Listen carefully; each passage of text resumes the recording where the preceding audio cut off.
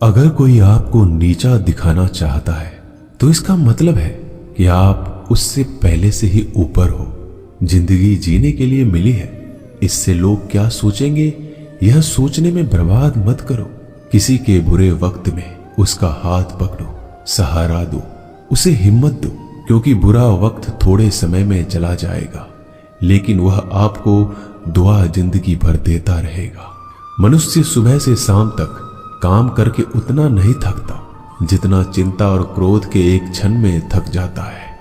संबंध परमात्मा से अच्छे बना लो तो तुम्हें किसी की जरूरत नहीं पड़ेगी, तुम खुद सबकी जरूरत बन जाओगे।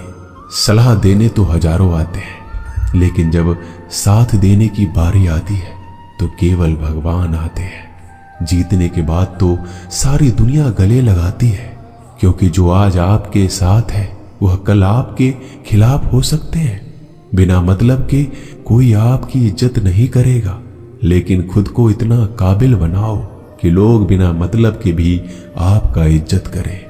भगवान कहते हैं सोने से पहले तुम सबको माफ कर दिया करो और तुम्हारे जागने से पहले मैं तुम्हें माफ कर दूंगा। भगवान ऑक्सीजन की तरह है जिन्हें आप देख नहीं सकते, लेकिन उसके बिना आप रह भी नहीं सकते। कोई और तुम्हारी मदद नहीं कर सकता, अपनी मदद स्वयं करो। आप खुद के सबसे अच्छे मित्र हैं और सबसे बड़े दुश्मन भी। इंसान तब समझदार नहीं होता जब वह बड़ी बातें करने लगे, बल्कि समझदार तब होता है जब वो छोटी छोटी बातों को समझने लगे। आप किस समय सही थे इसे कोई याद नहीं रखता, लेकिन आप किस समय गलत थे ये सब याद रखते हैं। सब दुख दूर होने के बाद ही मन प्रसन्न होगा, यह आपका भ्रम है। मन प्रसन्न रखो, सब दुख दूर हो जाएंगे, ये हकीकत है। किसी भी व्यक्ति की कोई भी बात बुरी लगे तो दो तरह से सोचो। यदि व्यक्ति महत्वपूर्ण है तो भूल जाओ, और बात महत्वपूर्ण है तो व्यक्ति को भूल जाओ। रिश्तों का संबंध सिर्फ रक्त से नहीं होता, जो मुसीबत में हाथ थाम ले उससे बड़ा कोई रिश्ता नहीं होता। भगवान कहते हैं तुम सब कुछ मुझे सौंप दो, सारा दर्द परेशानी, और बिल्कुल हल्के होकर मुझे याद करो। धीरे धीरे तुम्हारा जीवन बदल जाएगा। हर रोज रात को सोने से पहले भगवान को अपनी पूरी दिनचर्या बता के सोएं। अगर आपके द्वारा किसी का दिल दुखा है तो मन ही मन उससे माफी मांगे।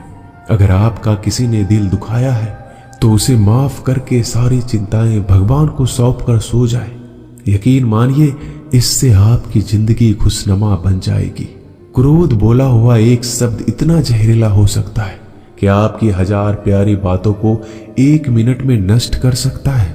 सबको हंसाना लेकिन किसी पर भी हंसना मत। सबके दुख बांटना लेकिन किसी को दुखी मत करना।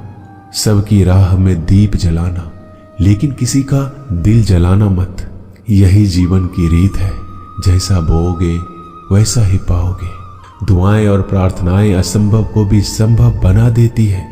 ईश्वर को ना हमारे तन की जरूरत है ना धन की, उसको तो बस पवित्र मन की जरूरत है।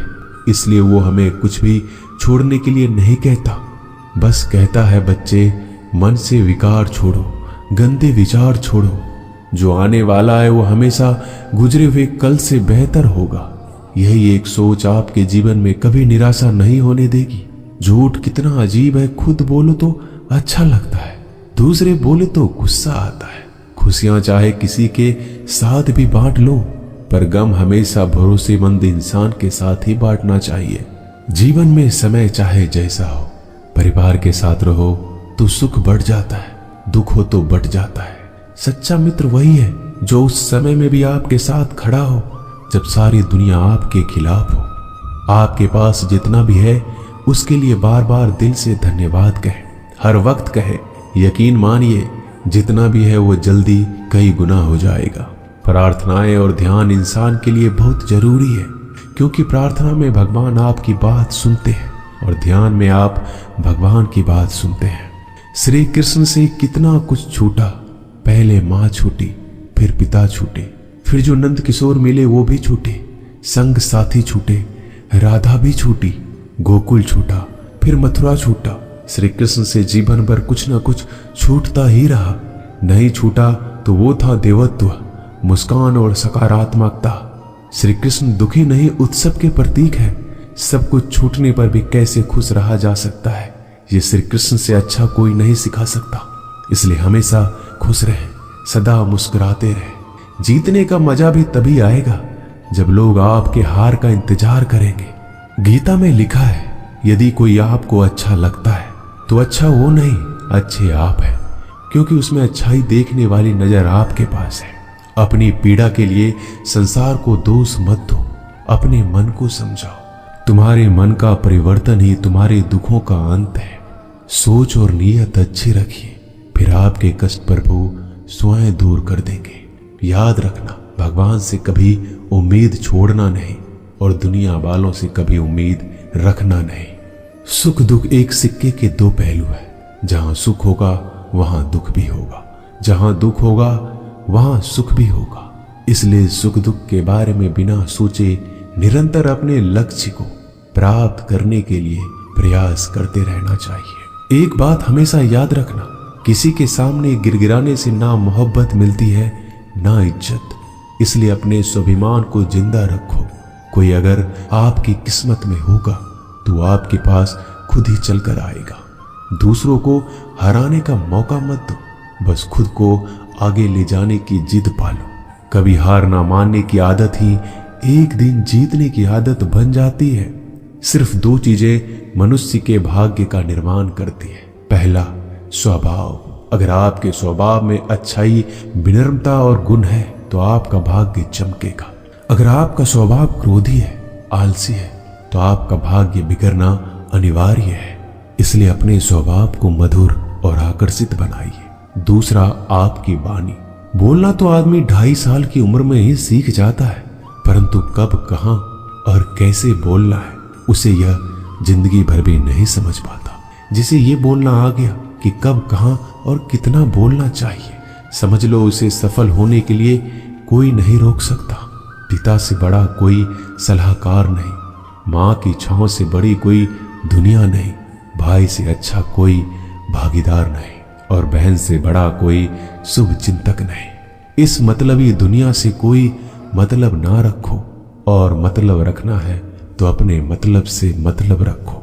दुआएं मांगने से किसका भला होता है, मिलता तो वही है जो हमने बोया होता है। तुम नीचे गिर के देखो, कोई नहीं आएगा उठाने। तुम जड़ा उड़कर तो देखो, सब आएंगे गिराने।